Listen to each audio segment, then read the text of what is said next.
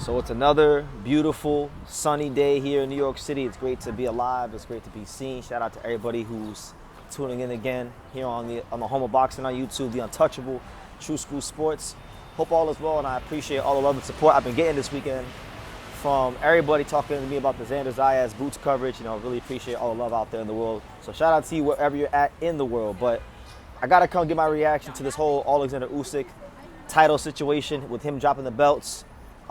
It's really going to affect the landscape of the heavyweight division, and I want to talk about just where we're at now and how that could affect things moving forward. So, yeah, Usyk vacates the titles. He pretty much stated that, he's going to, have his last fight here very soon, and deservedly so. He's long in the tooth. He's 38 or close to 40. He's not 40 already.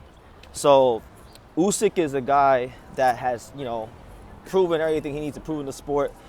Ran the gauntlet at cruiserweight, ran the gauntlet, became undisputed at heavyweight, future Hall of Famer. The only real blemish on his career came in this last atrocity of a fight that he had against Rico Verhoeven, where he didn't really he didn't really have a real camp from all accounts, and just didn't look like the normal Usyk. And I'm sure he knows that.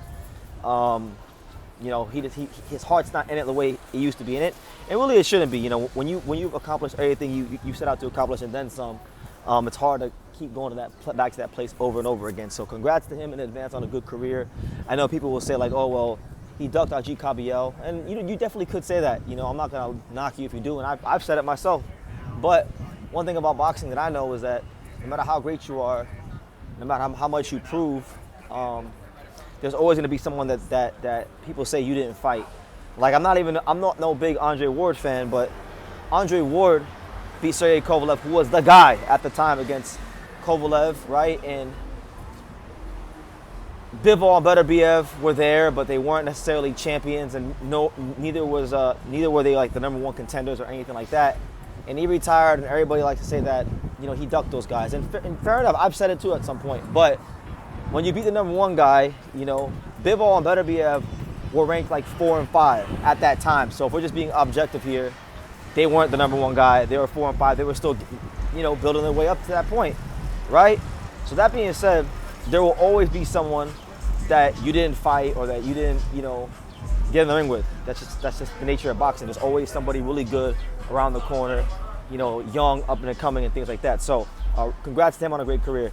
Now, as far as how this affects the rest of the division, let's go belt by belt and talk about the title picture. So Daniel Dubois has the WBO belt. We know that nobody's really clamoring for a Daniel Dubois-Usyk trilogy fight. Usyk proved his point twice with Daniel Dubois, especially that second time when he knocked his mouthpiece and made it fly into the 15th row, right? So we understand that. The IBF belt is interesting because Frank Sanchez just knocked out Richard Torres Jr. in a final eliminator fight, so he should be getting a world title shot, and I think he probably will. But one caveat I could bring to you guys is that we do have the Filip Hrgović versus Moses Italma fight coming up on August 29th. And by the way, I will be out in London. I will be out there in the UK for that fight. So if you're in the UK, say what's up, holla at me. Love to meet some of the UK fans. But hold on, I get clipped by this car. But I don't think the IBF title will be on the line just because I know how strict the IBF is. They're very strict, and they're very by the rules. And Frank Sanchez is a mandatory challenger. However, it is possible. It is very, very possible, that maybe Frank Warren and George Warren and the fine folks at Queensberry Promotions, they work the magic, and they make that fight happen for the vacant IBF title, because Sanchez is he's number one. He was the mandatory, but the next highest contenders are Italma and Hrgović, right? So it's not completely out the realm of possibility that they fight for the IBF title, but knowing the IBF, I'm sure Frank Sanchez will get his shot next, and that the fact that he just won a final eliminator fight probably does prevent that fight from being for the title, but that's just my take on the matter. So you have that. With the WBC title, you have Agit Kabayel, who has been the interim champion for some time now, and people have been clamoring for Usyk to fight him, and obviously Usyk did not fight him.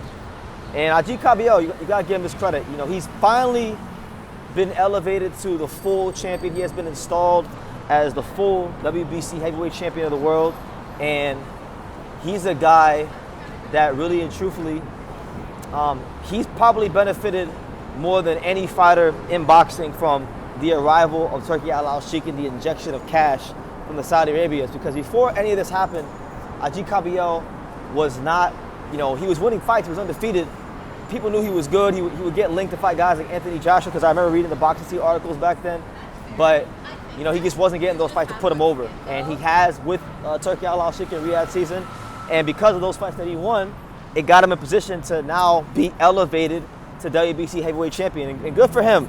I mean, I'm sure it's been quite a while since any German was heavyweight champion. Maybe he had to go all the way back to the days of Max Schmeling and things like that. But Agit Kabayel is one of the most murderous body punchers in the sport of boxing. And he's someone that really and truthfully is a ticket seller and that does move the needle enough to bring some fights to Germany. So I think it's cool. I think he's worked very hard throughout his career, and I would like to see him fight the guys like Mosley Tama. Him versus Daniel Dubois would be an amazing fight.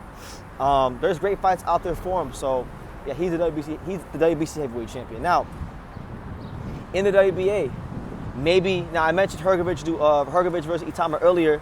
They're two of the higher ranked contenders right now in the WBA. So that's also in play. Maybe they make the fight happen between Hrgovic and Itama, not for the IBF, but the WBA belt. That's possible. I also know that Murat Gassiev, he's the regular champion, so he may factor into that title picture at some point. And you got Joshua and Fury, who are supposed to fight later this year. That fight does not need to be for a belt, but those are two of the highest ranked contenders in the WBA as well. So that could be in play, although I don't think it really matters for them, because those guys are big enough to have the fight without the belt, and it would still be an exciting fight. It would still be a fight that he would tune in for. I don't think it's going to make or break Joshua Fury, because people have been waiting for that fight for so long. People are antsy about that fight. I know so many American media and fight fans that are telling me, like, hey, BT, if that fight gets made, I'm going to the UK to watch that fight, or I'm going to Saudi to watch that fight. So, yeah, the WBA pick is probably the most interesting one, because there's so many moving pieces. Because you got Hrgovic and Itama ranked high enough to make that fight for a title. You got Fury and Joshua ranked high enough to make that fight for the title. But then you also have Murat Gassiev, who has the regular belt. So the WBA, they make things up as they go. So I'm sure we'll get an interesting outcome in that one. But yeah, that's the title picture right now in the heavyweight division. And like I said, Usyk's bowing out, and he's bowing out gracefully. So respect to him on a great career. I wish he didn't do the Rico Verhoeven fight, but again, nobody's perfect. Money talks and bullshit walks, and I just want people to start keeping the same energy for like Usyk that they have for like Floyd and any fighter that takes an exhibition fight and doesn't look good, because people like to swear up and down that Usyk and certain fighters are above reproach, and they're not. But anyway, I've already hashed that out. That's my thoughts. You can give me yours down below.